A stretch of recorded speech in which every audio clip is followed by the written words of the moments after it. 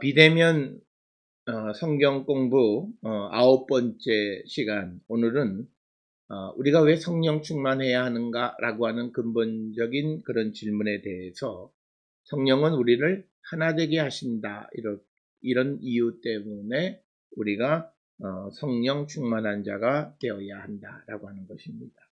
따라서 우리가 근본적으로 왜 우리는 성령 충만해야 하는가라고 하는 이 질문에 대해서 성령은 우리를 하나 되게 하시는 분이다 라고 하는 그런 이유 때문에 우리가 성령 충만한 자가 되어야 한다라고 하는 것, 이것에 대해서 우리가 이제 성경의 말씀들을 근거로 해서 같이 한번 살펴보도록 하겠습니다. 가장 유명한 말씀 가운데 하나는 우리가 잘 아는 고린도전서 12장 13절에 있는 말씀입니다. 고린도전서 12장 13절에 보면 우리가 성령으로 세례를 받아서 한 몸이 되었다라고 하는 겁니다. 잘 아는 대로 12장 13절에 우리가 유대인이나 헬라인이나 종이나 자유인이나 다 한 성령으로 세례를 받아 한 몸이 되었고 라고 하는 이 말씀. 그래서 성령은 어떤 인종의 차별을 극복하고 뿐만 아니라 종이나 자유인의 어떤 사회적 신분의 차이도 극복할 뿐만 아니라 우리가 성령 안에서 하나의 몸이 되어졌다라고 하는 것. 그래서 성령은 다양한 사람들이 모여 있는 신앙 공동체를 하나 되게 하는 굉장히 중요한 것이 바로 성령이시다. 그래서 우리는 성령 충만한 자가 되어야 한다, 이렇게 설명을 드릴 수 있습니다. 뿐만 아니라 우리가 잘 아는 사건, 사도행전 2장의 성령은 서로가 소통할 수 있게 도와줍니다. 사도행전 2장 4절에 그들이 다 성령의 충만함을 받고 성령이 말하게 하심을 따라 다른 언어들로 말하기를 시작하니라.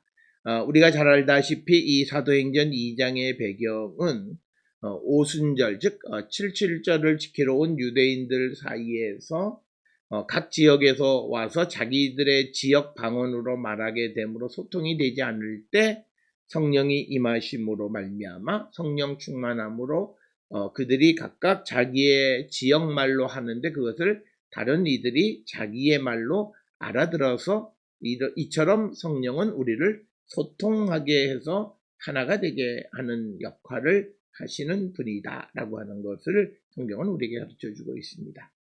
따라서 우리가 전 세계 교회가 언어가 다르고 인종이 다르고 그런 차이 속에서도 우리가 하나가 되고 서로 소통할 수 있는 것은 바로 성령이 우리를 하나 되게 하시고 성령의 충만함을 따라서 우리가 소통할 수 있기 때문이다. 그래서 성령은 우리를 하나 되게 하시는 분이시다라고 하는 것이 성경의 기본적인 가르침이 되겠습니다. 뿐만 아니라 우리가 잘 아는 에베소서 4장 3절에서도 성령은 평화의 띠로 우리를 묶고 하나가 되게 한다, 이런 말씀이 있습니다.